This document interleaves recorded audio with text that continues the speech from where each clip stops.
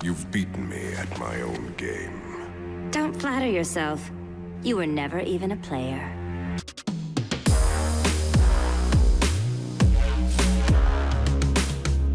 What's going on, guys? Logan JYA here, and we're back again with another episode of Master Duel Review, and we've got 3 spicy platinum decks for you today, my friends. So be sure to strap yourself in and get ready for a crazy ride, because we've got some shenanigans up in here to share with you. So without further ado, let's get into it with our first deck. This is Yosenju Zodiac. Pretty budget deck here, guys.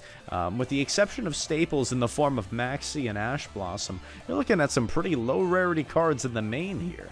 And without further ado, let's get into it. We've got triple copies of Max, triple copies of Ash, triple copies of combos 1, 2, and 3. You need all of them for a Yosenju strategy. And then this one is the Yosenju that actually is like an honest, right? So it boosts the attack points by 1,000. It's just another additional body to summon. Then you also have your additional copy of a single Kaiju, because one of your commas, actually, I think it's this comma right here, can actually bounce it back to the opponent, to your own hand, and then you can Kaiju them again on follow-up. It's pretty cool.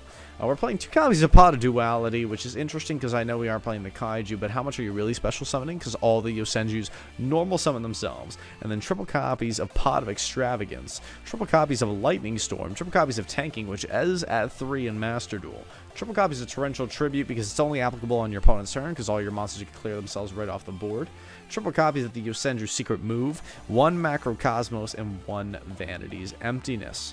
We also got 2 copies of the Yosenju Sword Sting. So again, guys, if you don't know what that card does, it actually bounces 2 cards back to your opponent's hand if you can reveal 2 Yosenjus in your hand. So it's basically a double compulse. It's pretty cute. Moving on to the extra deck, we got the Kachikochi Dragon. Pretty trash, but it is just a free rank 4. Super rare, easy to get. I think you get it for free in this game. The one Black Ship of Corn, which is a rare. It's cool. It also inflicts burn. Rhapsody and Berserk, which is a DD Crow. And then we've got our Zodiac package to climb up into the Zeus. No Dryden here. Obviously, I think we would play a Dryden if we weren't going for a budget strat here. We've got, so of course, we got Borabao, Tiger Mortar, Hammer Kong, Chaka 9 is Chaka Fine, and the big boy, Big Daddy Zeus. We've got Phoenix, Nightmare Phoenix, IP Masquerina, Geonator Transverser, Nightmare Unicorn, Crusadia Equimax, in case you really got to get that big punch on board. BLS Link, which you're probably not going to be summoning because what level 7 or higher are you actually summoning? And then we got the Boral Sword Dragon, right? So, okay, let's bring it to a close. Again, this is a relatively budget deck.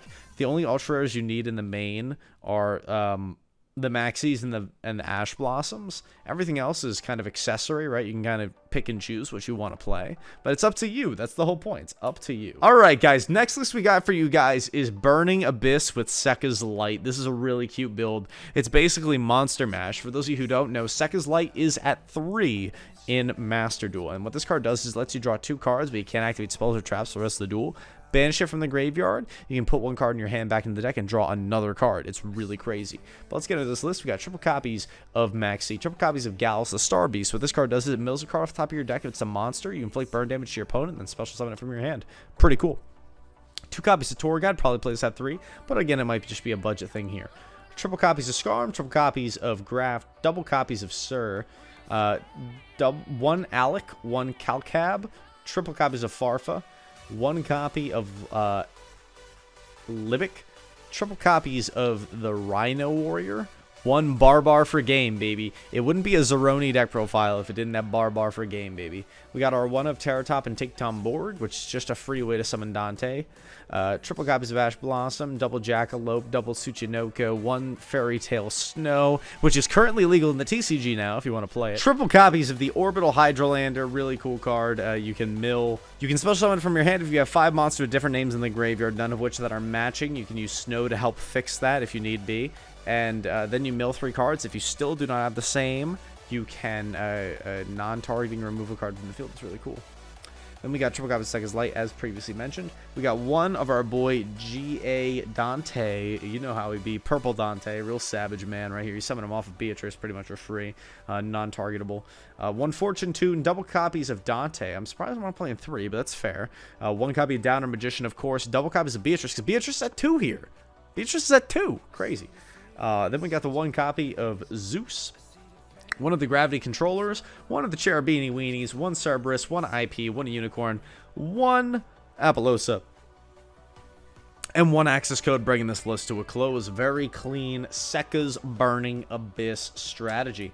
Let's wrap this up with one. Now, it brings me great pain to show you guys a list that incorporates the Prank Kids strategy, but this one has a little bit more respectability to it. Why, you may ask? Because we're playing Thunder Dragons in it. And it's a pretty cute build. It's an innovative strategy. It's something that they used to play back in the day in the TCG when Colossus was legal. Anyway, this is Thunder Kids from Mike the Maz. We've got triple copies of the Fansies, triple copies of Dropsies, triple copies of Ash, triple copies of Lampsies, triple copies of Roxy's, triple copies of the Thunder Dragon Dark. Of course, pitch and search a copy of itself when it's banished. It searches a Thunder Dragon card from deck to hand. We've got one of the Dragon Hawk, which summons from banished. We've got one of the Dragon Dark, which summons from deck. Triple copies of regular Polymerization, one copy of Monster Reborn, one copy of Terraforming, one copy of Gold Sarcophagus, give you access to whatever you need in your Thunder package. One copy of Thunder Dragon Fusion, which is accessible, which is accessible off of Thunder Dragon Dark or off of your Verite. This mofo ain't playing Verite Anaconda. I stand corrected. Probably should be playing that, not gonna lie. We've got triple copies of the Prank Kids Place, triple copies of the Prank Kids Prakes, the triple copies of Pandemonium, triple copies of Infinite Impermanence, and one of the Prank Kids Plan. In the extra deck, we got two of the Rocket Rider, one of the Weather Washer, one of the Colossus, one of the Titan, one of the Battle Booty Lutler, double copies of the Meow Meow Meow, one copy of the Nightmare Phoenix, two copies of the Cockadoodle-Doo, one copy of the Bow Wow Wow, one copy of the Unicorn, one copy of the Rip Roarin' and Snorin', and then finally one copy of the Access Code Conquer, bringing this list to a close. Ladies and gentlemen, that's all we got for Master Duel Review today. If you want to submit your own deck to Master Duel Review, be sure to join the Discord and drop it in the Master Duel Review channel. Link in the description down below. I hope you really enjoyed. Be sure to smash that like button, subscribe if you ain't already done so, and that's all I got. Logan JYA signing off. Have a great day, and I'll see you chumps later. Peace.